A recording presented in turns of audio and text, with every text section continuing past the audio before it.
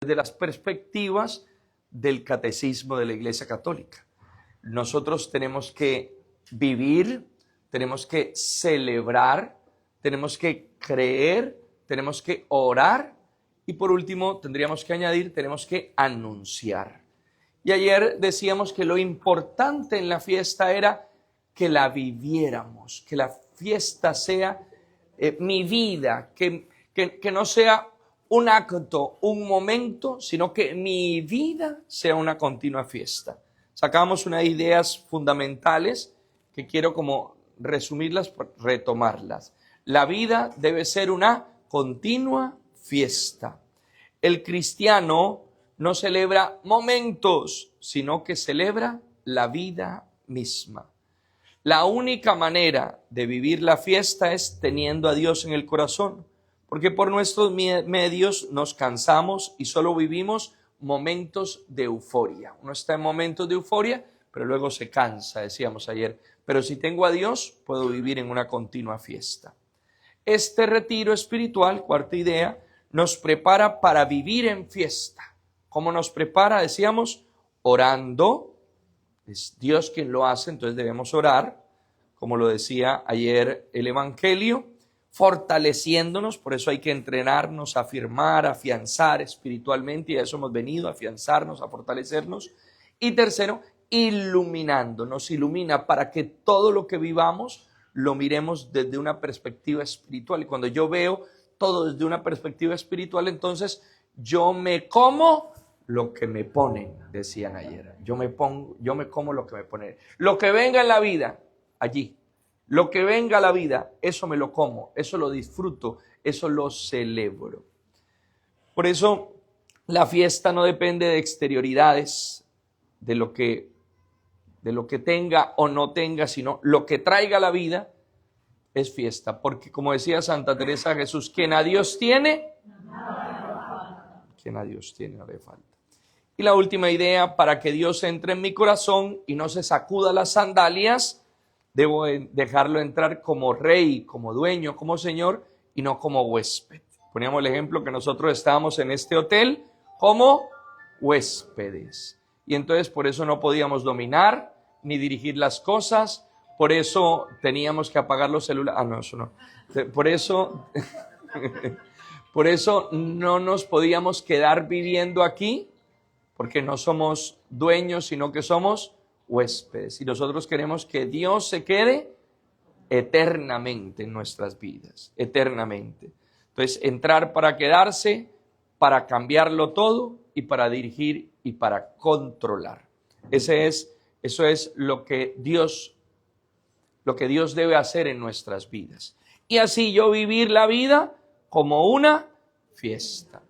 Pero seguiría ahora el segundo punto. A ver, no solo tengo que vivir la vida como una fiesta, mi vida tiene que ser una fiesta, debe ser un festejad a Jerusalén o festejad con Jerusalén, llenarme de gozo con Dios, con el Señor, porque Jerusalén es el lugar de Dios, el lugar de la habitación de Dios. Si nosotros vemos en el Antiguo Testamento, se nos muestra a Israel, a Jerusalén, como esa ciudad santa, como ese lugar santo. Pero a partir del Nuevo Testamento ya se está desdiciendo un poco esto del lugar espacial, del lugar físico. Si ustedes ven, inclusive ya desde el Antiguo se empieza a vislumbrar desde el Antiguo Testamento. En Isaías 66, que es el mismo capítulo de nuestro lema, si usted empieza a leer los versículos anteriores, ya empieza a mostrarse esa idea más cristiana de que Dios es más que un lugar, Dios supera el lugar, la cuestión espacial o física. Jerusalén implica no solo un lugar físico. Cuando vemos el libro de Hechos de los Apóstoles, en el capítulo 1 decía, todos estaban reunidos en un mismo lugar. Dígalo fuerte, en un mismo lugar. Y cuando hacemos la exégesis de este texto bíblico, nos damos cuenta que no se refiere solo a un lugar espacial o físico, sino que es más que eso. Estar reunidos en un mismo lugar es estar reunidos con una misma idea, con un mismo sentir, estar reunidos en torno al Señor, teniéndolo como centro. No solo venir a un lugar. Nosotros podemos estar en un lugar físicamente reunidos, pero estar alejados espiritual y emocionalmente. ¿De qué sirve estar juntos? Como dicen por allá, juntos, pero no revueltos. Juntos, pero cada uno por aparte. Incluso ve uno muchas familias, ve uno muchos matrimonios que viven esta situación, ¿cierto? Con unas distancias enormes, cada uno en su esquina, cada uno en su lado. Tú no te metes conmigo, yo no me meto contigo, casi que ni se saludan. Es como durmiendo con el enemigo, ¿cierto? Entonces, allí está, pero no hay esa relación de intimidad. Y es muy triste cuando las familias viven esa división. ¿No se oye fuerte afuera, atrás? No. Entonces, es importante que nosotros veamos que ya el Señor muestra que esto del lugar espacial se supera un poco. Si vemos en Isaías, en el capítulo 66, versículo 1, dice el Señor que Dios, más que habitar en un lugar, Dios es el que existe por antonomasia. Dios existe por excelencia. Dios supera esto del estado físico, dice el versículo 1. El Señor dice, el cielo es mi trono y la tierra es el estrado de mis pies. ¿Dónde podré construirme una casa? ¿Dónde podrán hacerme un lugar de descanso? Y luego dice el versículo 2. Yo creo que si le suben el volumen, hace un feedback que suena feísimo. Yo más bien me subo el micrófono y no hacemos ese sonido tan feo. Versículo 2 dice, yo mismo hice todas estas cosas y así empezaron a existir. Yo, el Señor, afirmo. Es decir, que Dios es más que un lugar. El cielo es su trono y la tierra es el estrado de sus pies. Supera el lugar, supera lo espacial, supera lo físico. La Sagrada Escritura, como vosotros sabéis, se explica a la luz de la Sagrada Escritura. ¿Cómo hago yo para entender la palabra de Dios? ¿Cómo hago yo para interpretar la palabra de Dios? Para entender la palabra de Dios tengo que leer la palabra de Dios. Por eso se dice un viejo adagio, un texto fuera de contexto se convierte en un pretexto. Y muchas veces nuestros hermanos esperados en la fe, estos hermanos protestantes, son muy dados a tomar textos fuera de contexto y a partir de allí hacen una exégesis cerrada. Un texto salido de la nada, sin contextualizar en torno a la Sagrada Escritura, con los otros versículos de ese texto, sin los otros libros de la palabra de Dios, entonces pueden salir interpretando cosas rarísimas. Ustedes ven los adventistas del séptimo día y muchos hermanos de ciertas denominaciones y religiones que no pueden comer cerdo, por ejemplo. Entonces se pierden, tan rico que es el jamón ibérico, se pierden. A mí me gusta mucho, ¿cómo es? La carrillada, esto es buenísimo. Se pierden de un montón de cosas deliciosas. El torrezno, que nosotros vimos chicharrón, una maravilla, una maravilla. Vea todo lo que se pierden por coger textos fuera de contexto. Si leen la Sagrada Escritura en completo, se dan cuenta de que la palabra del Señor dice, lo que Dios ha hecho puro, tú no lo llames impuro. Y que hay muchas afirmaciones en la palabra de Dios que hay que entenderlas históricamente, que hay que entenderlas contextualmente y que tienen una referencia que no es religiosa. Hay apartes que no son religiosos, sino más bien como apartes de salud, de salubridad, que tiene que ver con las leyes de Israel, con las cosas de Israel, pero hay que entender en su contexto. Por eso, para poder tomar nuestro texto de Isaías 66:10, es necesario que vayamos a los versículos anteriores y entendamos qué nos está diciendo el Señor. Entonces, mi vida tiene que ser una fiesta, pero también la fiesta tiene un aspecto cultural, celebrativo. Yo tengo que celebrar esa fiesta. Y entonces nos dice Isaías en el capítulo 66, versículo 1, esa fiesta ese culto que debo rendir, a Dios, que es el que me hace vivir en fiesta, no se refiere a un lugar, supera y trasciende la idea de lugar. Es más que eso. Festejad a Jerusalén no se refiere a un sitio físico, porque entonces tendríamos que irnos todos para Tierra Santa y allá no cabemos todos. Aunque es un lugar especial, Dios supera y trasciende la cuestión espacial. ¿Qué es Jerusalén? El mismo Nuevo Testamento nos dice que la nueva Jerusalén es el pueblo de Dios. Y el pueblo de Dios en el Antiguo Testamento se refería a una nación particular con unas características, una idiosincrasia y una cultura especial. Pero el pueblo de Dios, el nuevo pueblo de Dios es la iglesia. Tú y yo somos el pueblo de Dios. ¿Dónde está Jerusalén, queridos hermanos? ¿Dónde está Jerusalén? ¿Dónde? Aquí. Dígale al vecino, bienvenido a Jerusalén. Dígale, bienvenido a Jerusalén. Estamos en Jerusalén. Usted y yo vivimos en Jerusalén. Oiga, qué maravilla. ¿Usted sabía?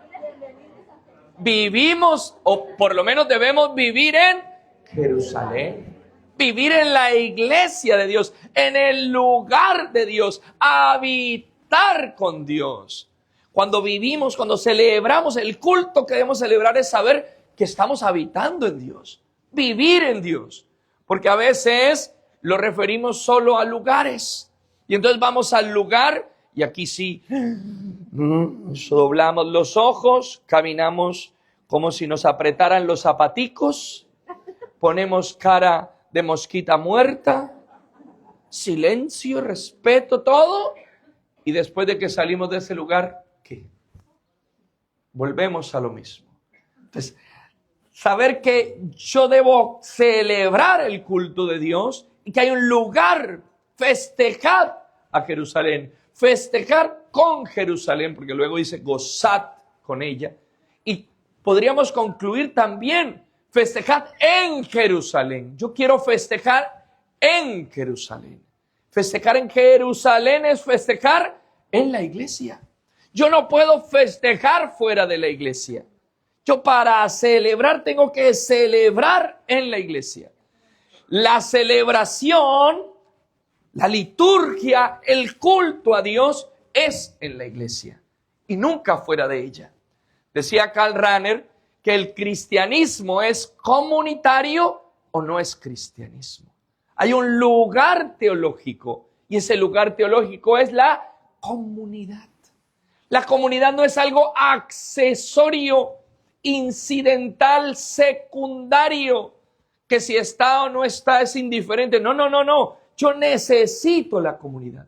En la comunidad Dios habita. Incluso nosotros vemos los textos bíblicos y hacen referencia fundamental a la importancia de la comunidad. 2 o 3 reunidos, allí está Dios. 2 o 3 se ponen de acuerdo y Dios lo concede. Hay como una especialidad en la comunitariedad. Es cierto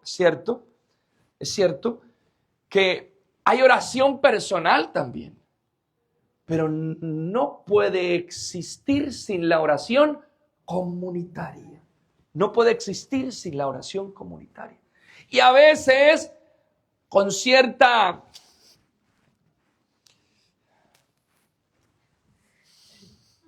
influencia protestantoide, podemos nosotros caer en un intimismo espiritual. Aquí yo solo, aquí yo me conecto con Dios, yo tengo mi manera de relacionarme con Dios, ya sea particular en cuanto a mi persona, pero también en cuanto a mi grupo. Es que mi grupo es exclusivo, es que aquí mi grupo, aquí los que somos del grupo de oración, los que somos carismáticos, los que tenemos dones, los que aquí, una particularización de la fe. Y eso es un error teológico. La fe es comunitaria, se celebra comunitariamente. Jerusalén es el lugar donde Dios habita. Y Dios habita en toda la tierra. Donde haya fe, donde haya un hombre, una mujer que crea en Dios. Y yo tengo que vivir la fe comunitariamente. Porque a veces nos convertimos en sectas. Así como a veces nuestros hermanos esperados tienen esa deficiencia del intimismo, la autorreferencialidad, yo, que me salvo yo, que yo creo yo. También entonces la iglesia se vuelve también intimista y autorreferencial, nosotros que somos los únicos que tenemos. Y hay un peligro en la renovación carismática de caer en esto. Qué bendición que la iglesia sea pentecostés. Nosotros nos ufanamos, la iglesia es pentecostés o debe vivir en Pentecostés, un perenne Pentecostés. Y asociamos el Pentecostés con la idea de los carismas. Y el primer carisma que acaece en Pentecostés es la unidad. Habían partos, medos, elamitas, gente del Ponto, Capadocia, Frigia, Panfilia, gente de todas partes. Había gente hasta Andalucía, eso había gente de todas partes. Sería impresionante. Y allí donde había tanta gente, todos escuchaban en su propia lengua las maravillas de Dios. El primer milagro que hace el Espíritu Santo es un milagro de comunión, de unidad. No es la oración en lenguas. Por cierto, que también es un error bíblico decir que los primeros cristianos en Pentecostés oraron en lenguas. Allí no se habla de glosolalia, eso es una xenoglosia, es otra forma, otro carisma distinta a la glosolalia, que es la oración que hacemos nosotros, que más se refiere a lo que dice San Pablo en la carta a los Corintios. La xenoglosia la tuvieron también muchos santos. San Luis Beltrán, santo español, que evangelizó en Colombia a los pueblos indígenas. Y él no sabía hablar el idioma nativo, pero cuando hablaba, los indígenas le entendían. Dios le dio ese don, esa gracia especial de llegar a esos pueblos nativos con el evangelio, xenoglosia. Pero bueno, es un paréntesis simplemente. Pero el carisma que se manifiesta en Pentecostés es el carisma de la comunión, de la unidad. Donde está el Espíritu Santo, está la iglesia. Donde está la iglesia, está el Espíritu Santo, dicen los padres de la iglesia. Es decir, se necesita una comunión. Y a veces somos sectarios. La renovación, si es la renovación en el Espíritu, la renovación carismática en el Espíritu, tiene que ser una renovación que me lleve la comunión. No solo con mi grupito, no solo con la gente que sea igual a mí, sino con todos, partos, elamitas, gente de Maús, gente de los focolares, gente de Acción Católica, gente de donde sea, de las comunidades que seas, de los movimientos que sean. Lo característico de nosotros es la acogida. Usted ve un grupo de oración desde el principio, es cómo acogen, son como hermanos, pero no solo hermanos con los que son como nosotros, sino hermanos con todos.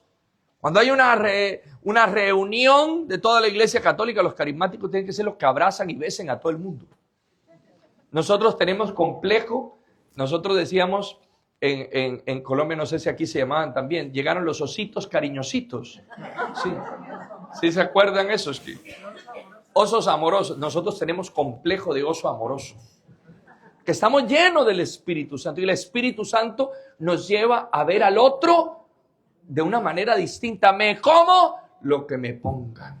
Cuando usted se levante en la mañana y ve a su marido recién levantado, usted dice, me como lo que me pongan. Y no solo obligado, sino porque lo veo con amor. Qué príncipe azul este hombre que tengo al lado. Dios me hace ver con ojos espirituales. Usted ve que la gente está llena de espíritu. Porque a uno como sacerdote le dice, ay, padre tan bonito, está llena del espíritu.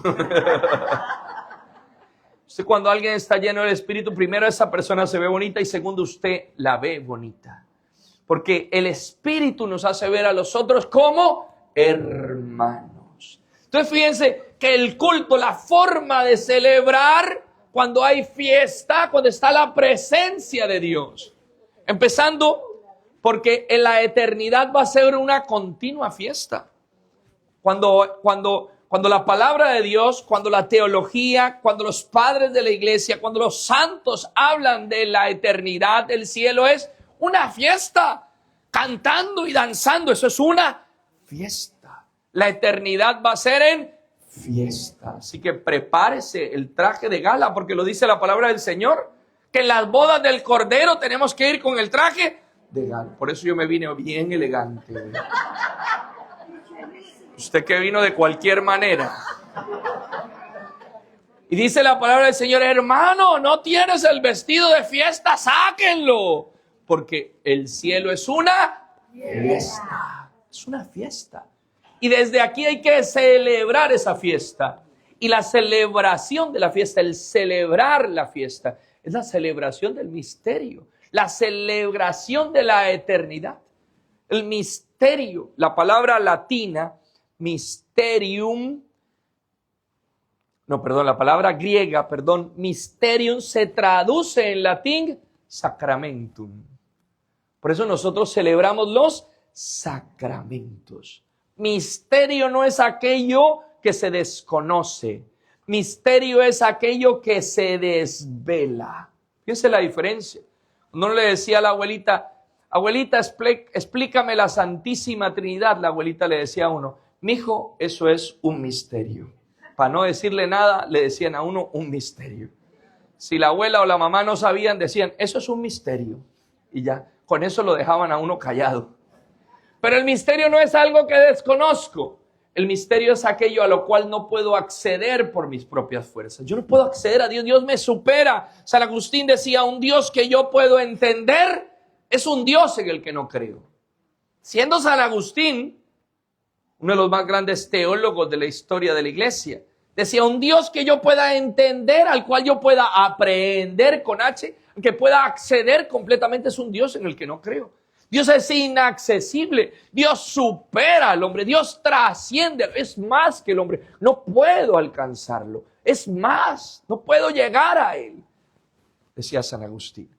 Entonces, Dios es mucho más, no puedo alcanzar. Entonces, yo por mis medios, a pesar de que el hombre es capax Dei, es decir, nosotros podemos llegar a Dios, a develar a Dios, a amar a Dios, a creer en Dios, pero acceder completamente, entenderlo completamente imposible. Sabemos la referencia tan bonita de aquella historia de San Agustín en el mar, aquí que tenemos el mar, del niñito tratando de meter en un huequito el mar.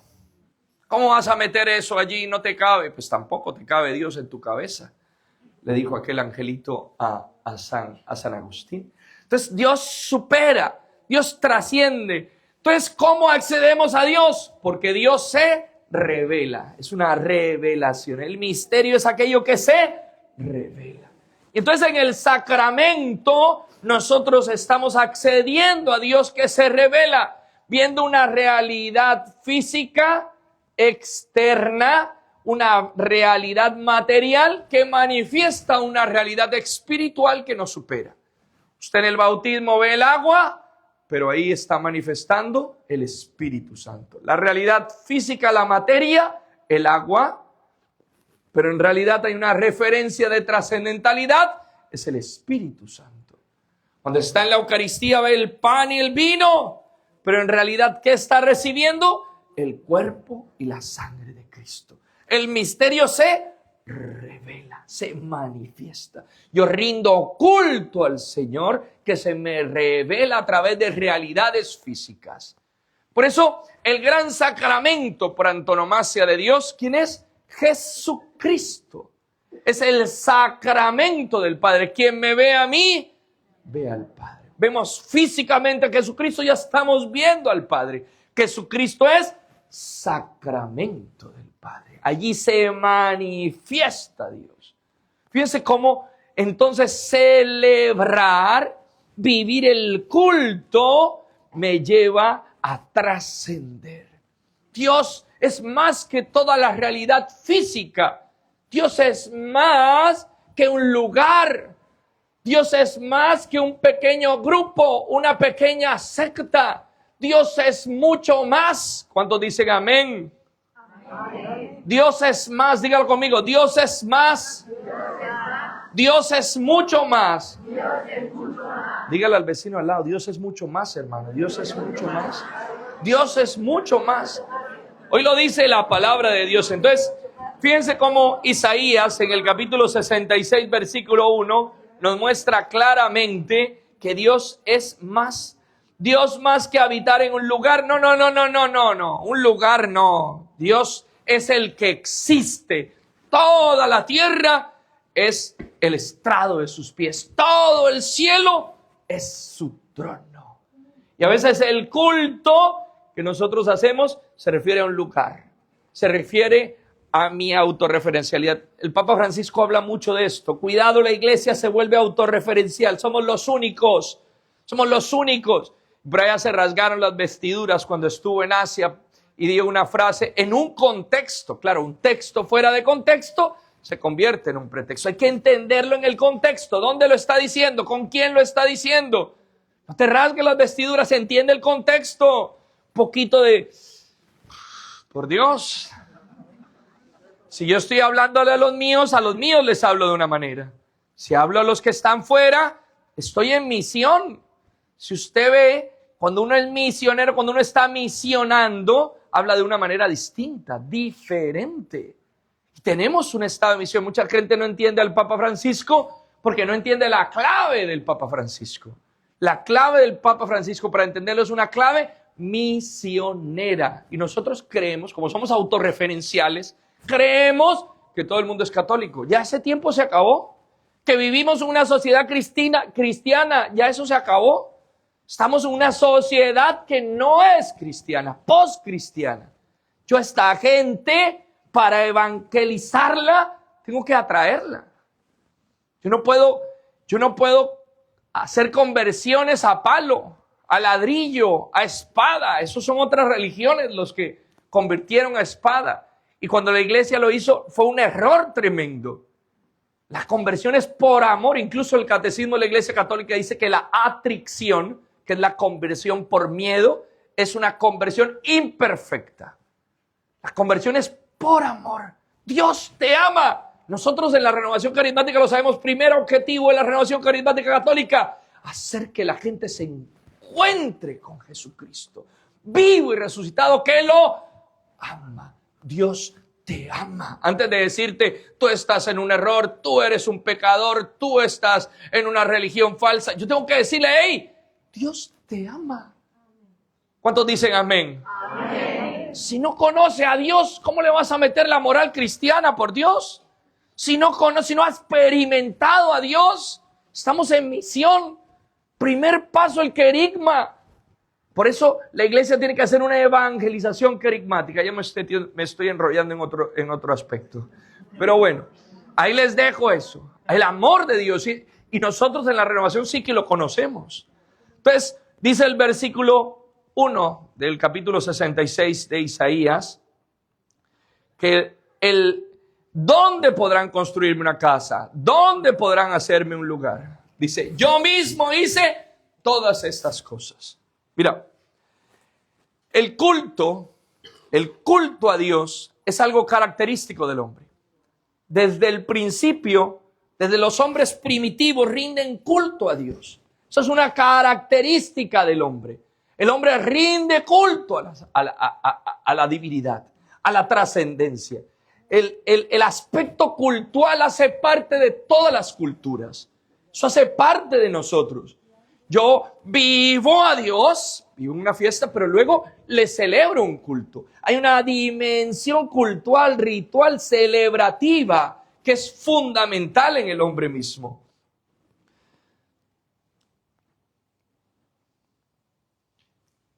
El culto procede de una disposición permanente, que es llamada virtud de la religión, pero precisamente consiste en los actos que manifiestan esa disposición, es decir, la manifestación exterior de los sentimientos de veneración, amor, temor, desagravio, agradecimiento que el hombre alimenta en relación con la divinidad. Es una definición de culto. Necesitamos rendirle culto a Dios. Pero la pregunta es, ¿dónde le vamos a rendir culto a Dios? Y la segunda pregunta es, ¿cómo le vamos a rendir ese culto a Dios? Entonces, ¿dónde? ¿En Jerusalén? ¿Dónde? En Jerusalén. ¿Y dónde es Jerusalén? Aquí. ¿Y cuándo? Ahora. Estamos en Jerusalén. Mi vida tiene que ser vivir en Jerusalén, porque yo tengo que vivir en la iglesia. Vivir en una iglesia que está abierta, de puertas abiertas, no autorreferencial, creyendo en los dos únicos. No teniendo una religión de intimismo. Yo solo con Dios aquí, yo oyendo las alabanzas aquí, qué lindo ahí, cómo me siento. Uy, doblo los ojos, uy, tiro baba por la boca, me tiro al suelo, me desmayo, ay, Dios mío. Ay. Y vivo una cuestión emocional, emotiva. No, cuidado. Que claro que Dios lo sentimos, por supuesto, no estamos diciendo que no, pero no me puedo quedar en eso. ¿De qué sirve que usted caiga en descanso en el Espíritu 3, 4 veces? Hay gente que no puede ver al Padre porque ya se desmaya. Eso sí, mira, a ver, ¿hay silla? Sí, aquí está la silla. Espérame, me desmayo aquí. Entonces, no. No puede caer usted viniendo todos los años a este congreso, todos los años a esta asamblea. Sentí bonito. ¿Qué dijo el Padre? No sé, pero sentí tan bonito. Yo les dije hace unos años que estuve aquí, es que yo siento una cosa que me sube y me baja. Eso se llama reflujo. Tómese una pastilla, señora. Es que siento mariposas en el estómago. Eso se llama gastritis. Tómese una medicina. Pero nos quedamos en el emocionalismo. No, más que esto. Esto tiene que superar el emocionalismo. Vivir en comunidad, pero sin ser autorreferencial, sin creerme la última Coca-Cola del desierto. Gracias a Dios el Concilio Vaticano II nos ha dado esa luz. Esa luz. La gente que está en otras religiones se salva. Sí, se salva. Lo dice el Concilio Vaticano II, lo dice la teología. Incluso si usted busca padres de la iglesia, lo dice. Aquel que inculpablemente no conoce a Cristo y que vive según recta conciencia, abierto a Dios, se salva por Jesucristo y en Jesucristo aún sin conocerlo. Porque tiene la semilla del verbo. ¿No nos podemos salvar sin Jesucristo? Claro que sí. No nos podemos salvar sin Jesucristo. Por supuesto, solo Jesucristo salva. Él es la puerta, el camino, la verdad y la vida. Pero alguno que no lo conozca puede salvarse incluso por Jesucristo sin conocerlo. Porque inculpablemente no lo conoce. Yo no me puedo cerrar. Solo nosotros nos salvamos. Solo nosotros somos los que sabemos. No.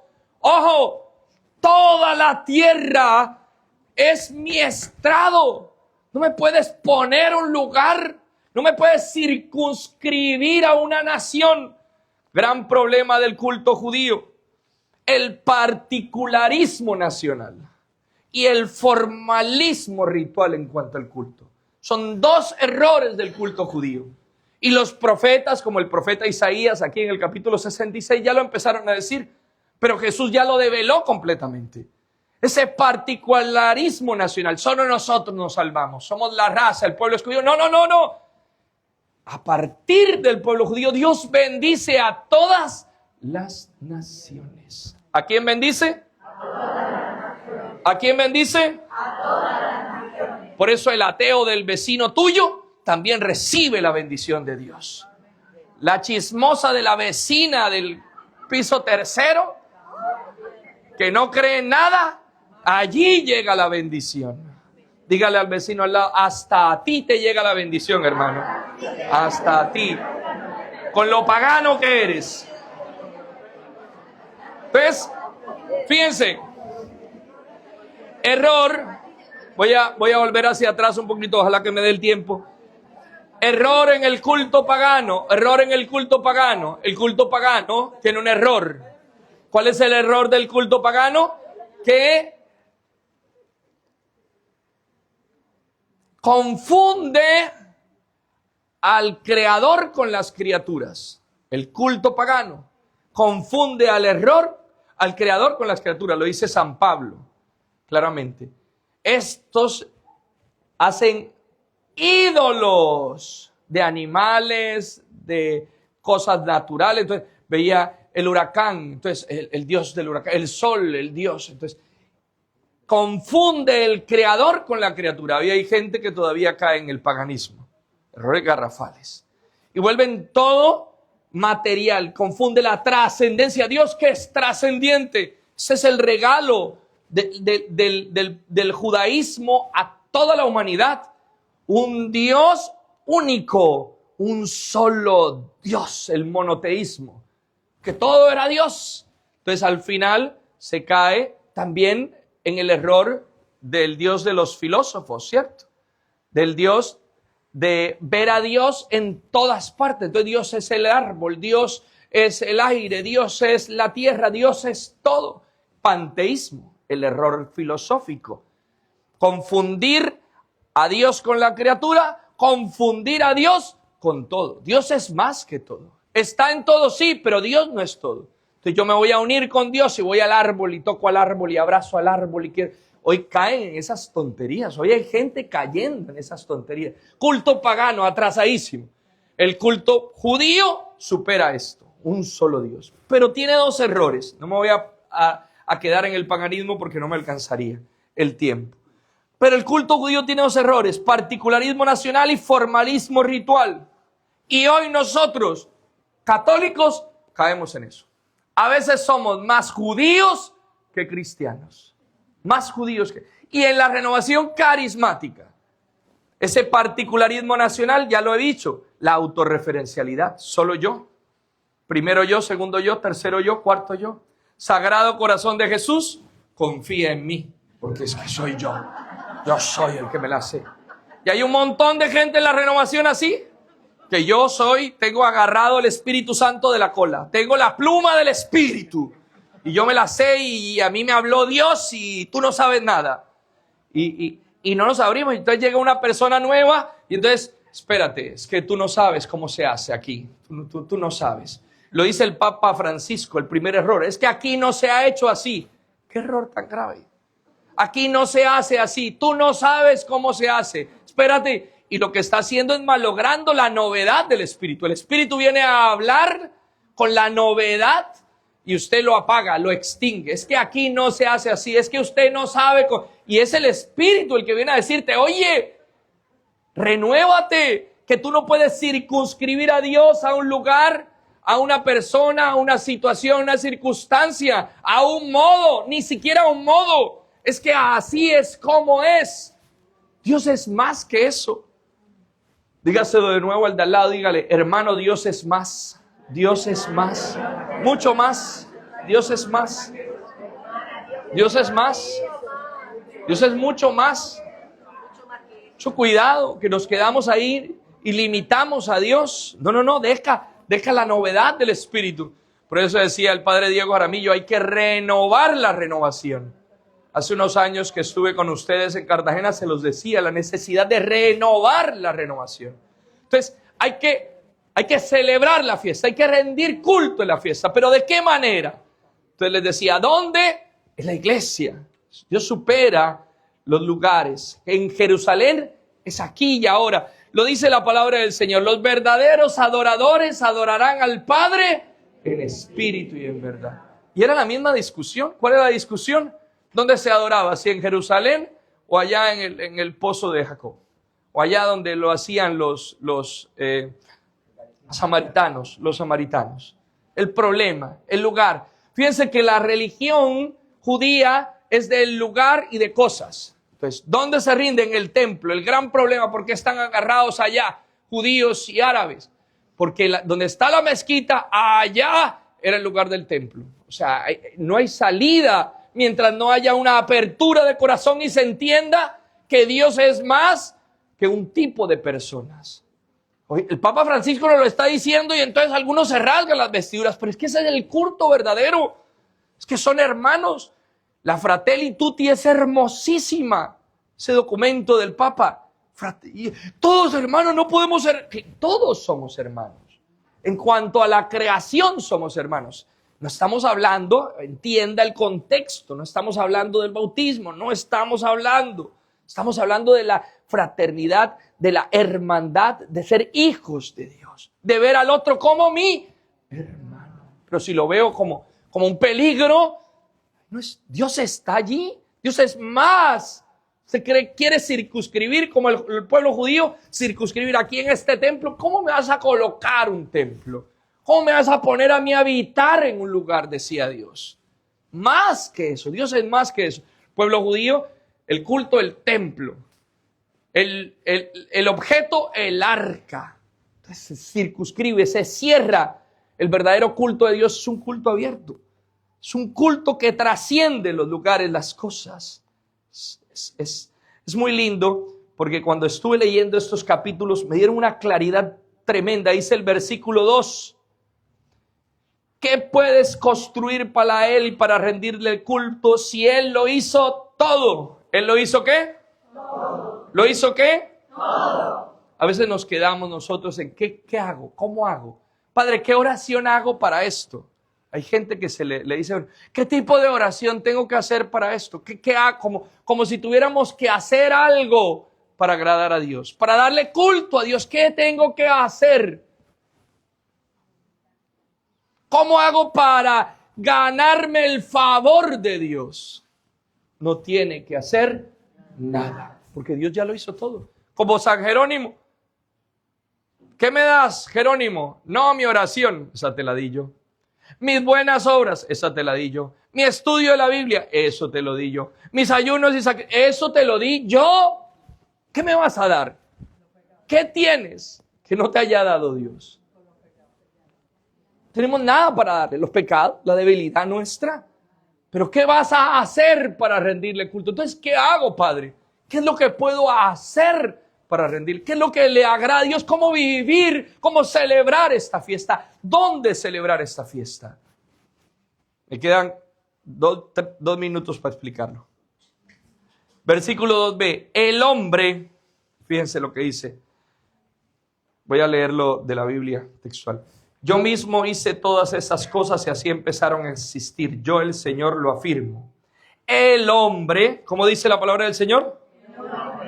En quien yo me fijo es el pobre y afligido que respeta mi palabra.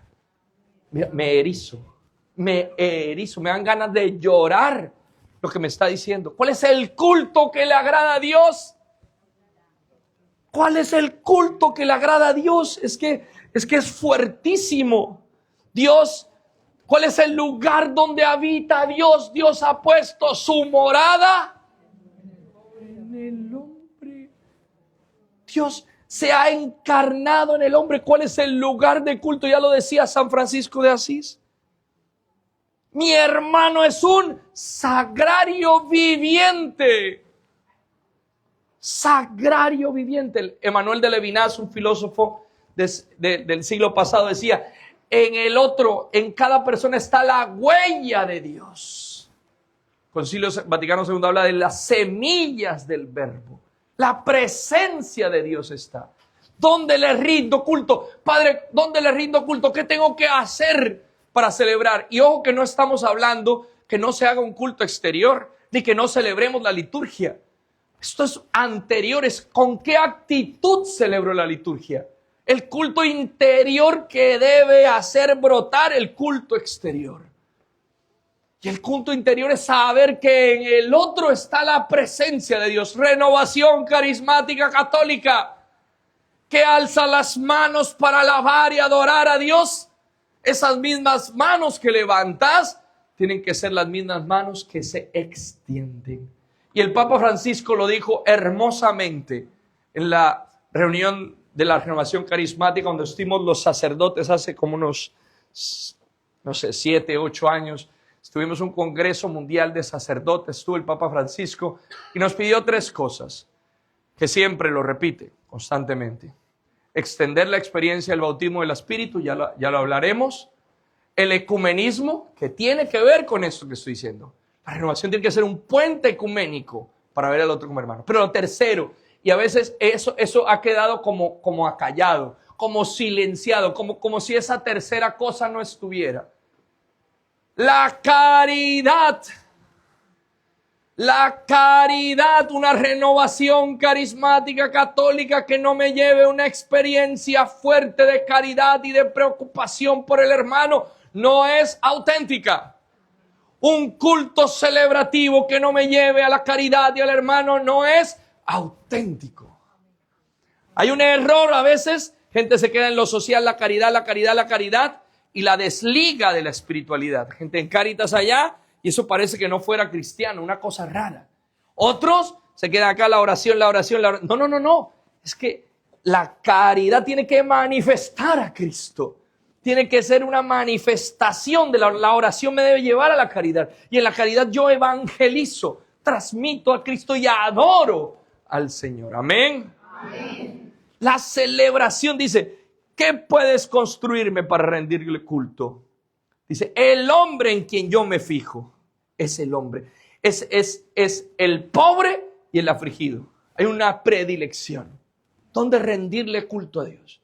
Si yo cojo un crucifijo, cojo este objeto de piedad, esta imagen del Sagrado Corazón, y les digo, hermanos, ¿quién es capaz de escupirla? ¿Quién es capaz de patearla y pisarla? ¿Quién es capaz de tirarla al suelo? Pero usted sí es capaz de escupir, de patear y de pisotear a su hermano y de pasar por encima de él. Incluso en el nombre de Dios. Porque es que eres un ignorante, porque es que no sabes, porque es que yo tengo a Dios, porque es que estás tan errado. Y está más la presencia de Dios en tu hermano que en esta imagen. Dígale al hermano que tiene al lado, Dios está en ti, hermano. Tú eres sagrado. Dile, tú eres sagrado. Dile, hermano, tú eres sagrado. Tu hermano es sagrado.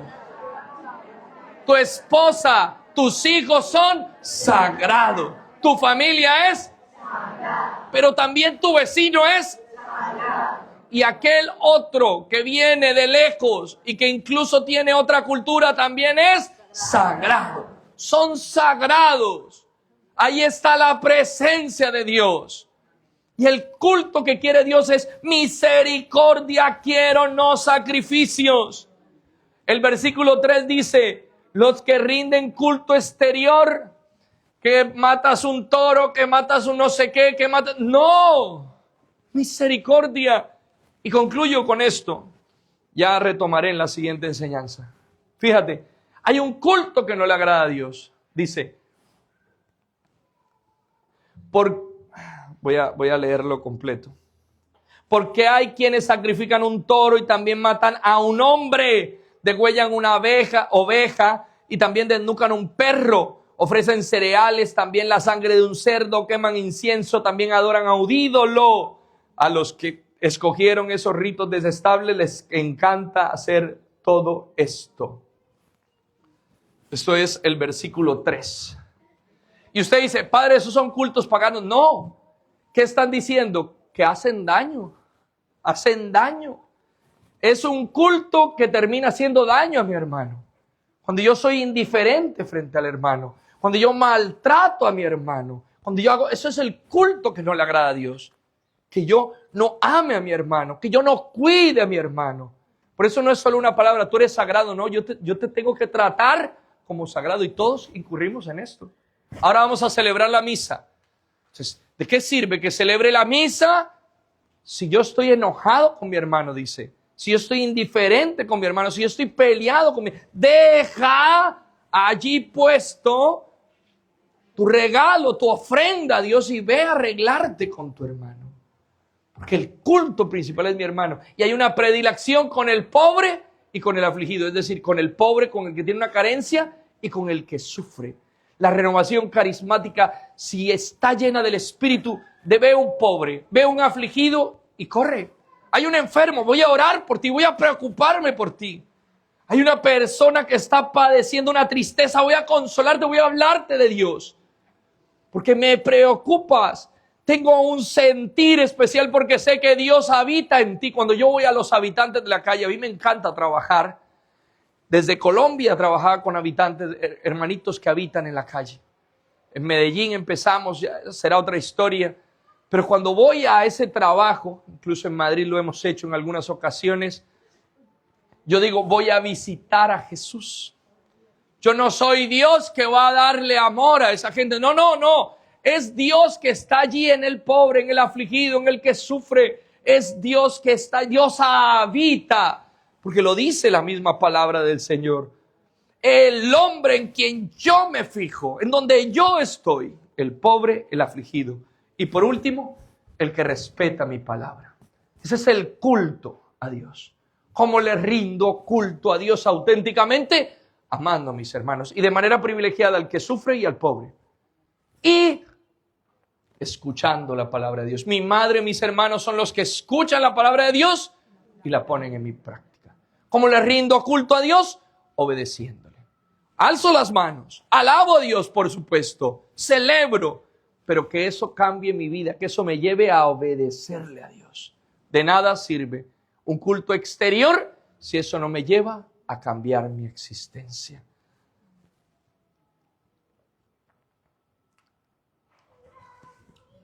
Voy a volverles a contar una historia porque seguro se les olvidó. Mi obispo fundador, Monseñor Alfonso Uribe Jaramillo, contaba esta historia. Una vez estaba el obispo y llegaron unos carismáticos. Le dijeron, Monseñor, ¿podemos orar por usted? Claro, oren por mí, por supuesto. Pero estos no eran carismáticos, sino carismaniáticos. Y entonces le impusieron las manos y empezaron a decir, ven Espíritu Santo, úngelo, toca al Espíritu Santo, llenos así de ese fuego. Y se levantó el obispo enojado. ¿Qué están haciendo? Monseñor, estamos pidiendo el Espíritu Santo para usted. ¿Pero cómo hacen eso? Si yo tengo el Espíritu Santo desde el bautismo y fue reconfirmado, renovada esa elección, esa opción en la confirmación. Y luego recibí como ministerio el Espíritu Santo en el orden sagrado. Y luego la plenitud del Espíritu Santo en el episcopado. Yo ya tengo el Espíritu Santo. ¿Por qué oran por mí? Y le contestaron, Monseñor, puede que lo tenga, pero no se le nota. Que se le note. Espere. Que no es contra los obispos. Oiga, a usted y a mí muchas veces no se nos nota. Y se nos tiene que notar en el amor, en el servicio y en la obediencia a Dios. Coja al vecino al lado del bracito, así con mucho amor y mucho cariño, y lo vas a estremecer, le va a decir que se te note. Dile que se te note, que se te note, que se nos note la presencia de Dios. La celebración de la fiesta es amando, sirviendo, ayudando, entregándonos a los hermanos y obedeciendo a Dios. Amén, amén, amén. Dele un fuerte aplauso al Señor.